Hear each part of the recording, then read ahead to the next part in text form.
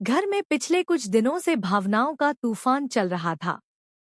DNA report के खुलासे के बाद रिश्तों की दिशा पूरी तरह बदल चुकी थी। सूरज अब पहले जैसा नहीं रहा था। उसकी आंखों में एक नई जिम्मेदारी दिखाई देने लगी थी, खासकर जब बात मिशु की आती। मिशु लगातार सूरज के करीब आने लगी थी।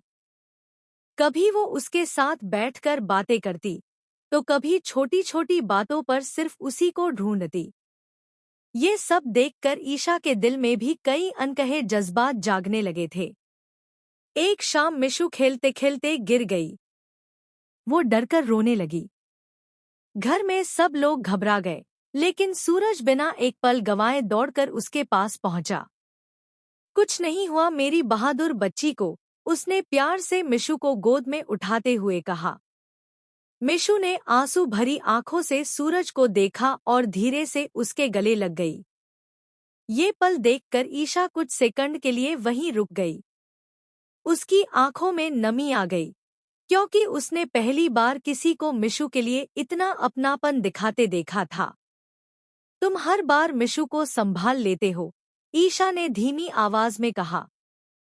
सूरज हल्का सा मुस्कुराया। शायद क्योंकि मुझे उसकी चिंता खुद से ज्यादा होने लगी है। ये सुनते ही ईशा चौंक गई। दोनों की आंखें कुछ पल के लिए एक दूसरे से टकराईं और माहौल भावुक हो गया। उधर आकाश दूर खड़ा ये सब देख रहा था। उसके चेहरे पर गुस्सा साफ दिखाई दे रहा था। तो अब सूरज धीरे धीरे ईशा और मिशु की जिंदगी में अपनी जगह बना रहा है, उसने मन ही मन कहा। लेकिन मैं ऐसा कभी नहीं होने दूंगा। दूसरी तरफ मिशु अब सूरज के साथ बहुत खुश रहने लगी थी। वो उसे सुपर हीरो कहकर बुलाती और हर छोटी खुशी उसी के साथ बांटना चाहती।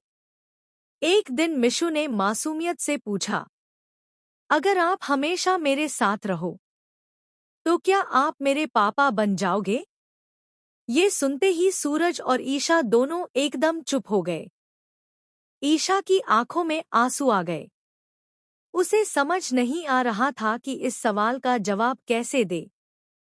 सूरज ने धीरे से मिशु का हाथ पकड़ा और कहा, रिश्ते सिर्फ नाम से नहीं बनते, दिल से बनते हैं।